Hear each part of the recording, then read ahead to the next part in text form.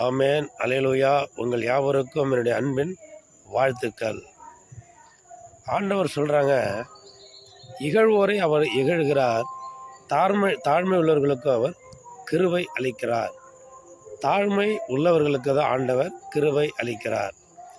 நம்ம வீடுகளில், கிராமங்களில் ஆடு மாடு வளர்ப்பாங்க, கோழி வளர்ப்பாங்க.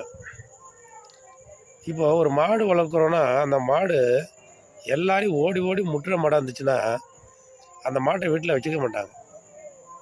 உடனே அந்த மாட்டை விலை பேசி விற்றுருவாங்க. ஆடும் அப்படி தான். ஒரு கிடா வளர்ப்பாங்க. அது என்ன பண்ணும், யாராவது முட்டிடுச்சுன்னா, முட்டுற மாதிரி வந்துச்சுன்னா, யாராவது முட்டி கீழே தள்ளி காயப்படுத்திட்டுனா ரத்தம் வர அளவுக்கு ஏதாவது பண்ணிடுச்சுன்னா என்ன பண்ணுவாங்க, உடனே விற்று போட்டுருவாங்க. கோழி அப்படி தான். சிலது என்ன பண்ணும், சண்டை கோழி இப்படிலாம் வளர்ப்பாங்க. அது பறந்து செலவுல கொத்திரும், கண்ணை கூட கொத்திரும். அப்படி உள்ளதெல்லாம் வச்சுக்க மாட்டாங்க, உடனே அது விற்றுருவாங்க. ஏன்னா அதனால் ஆபத்து, உயிர் சேதம், சரீரங்களில் காயங்கள், வேதனைகள் இது உண்டாயிடும். அதே நேரத்தில் அதே வீடுகளில் மாட்டை பேர் சொல்லி கூப்பிடுவாங்க.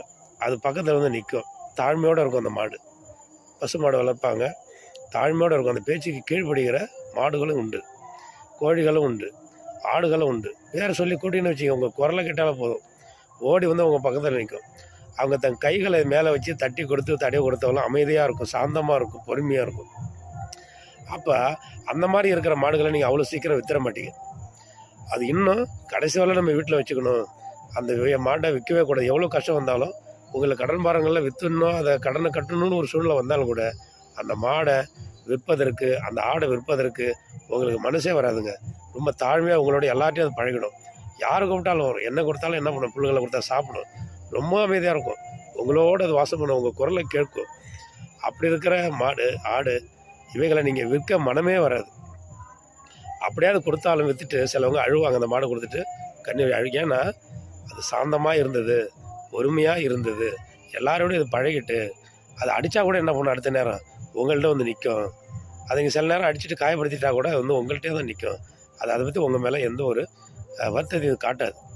நாய் கூட பாருங்கள், நாய் கூட அப்படி தான். சில நாய்கள் என்ன பண்ணும், கடிக்கிற நாயாக இருக்கும், அது என்ன பண்ணும், வீட்லேயே வச்சுக்க மாட்டாங்க.